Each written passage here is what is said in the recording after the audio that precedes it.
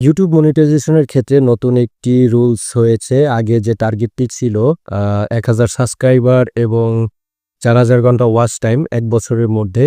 এখন কিছু আংশিক এবং প্রাথমিক পর্যায়ে মনিটাইজেশনের রুলস দেয়া হয়েছে বা টার্গেট দেয়া হয়েছে। সেগুলো নিয়েই মূলত আপনাদেরকে জানিয়ে দিব সেই টার্গেটগুলো।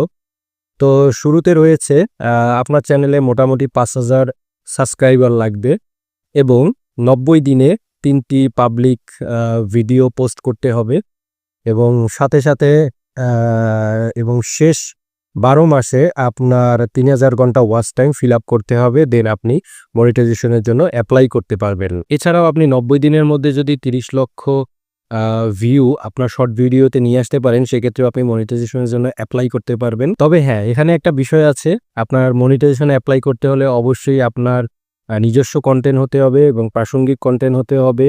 কোনো কপি কনটেন্ট আ তৈরি করে যদি আপনি আপলোড করেন, সেক্ষেত্রে আপনি মনিটাইজেশন কখনোই পাবেন না। সো আপনারা নিজস্ব কনটেন্ট তৈরি করুন এবং এই নতুন যে টার্গেটগুলো রয়েছে, টার্গেটগুলো আমি আবার আমার কমেন্ট সেকশনে দিয়ে দিব। আপনারা ওখান থেকে দেখে নিতে পারেন। তো ভিডিওটি যদি ভালো লেগে থাকে, অবশ্যই কমেন্ট সেকশনে আপনাদের মতামত জানাবেন এবং চ্যানেলটি সাবস্ক্রাইব করে পাশে থাকবেন। আর হ্যাঁ, যদি ফেসবুকে দেখে থাকেন, অবশ্যই ফেসবুক পেজটি ফলো দিয়ে আমার পাশে থাকবেন। আজকের মতন বিদায় নিচ্ছি।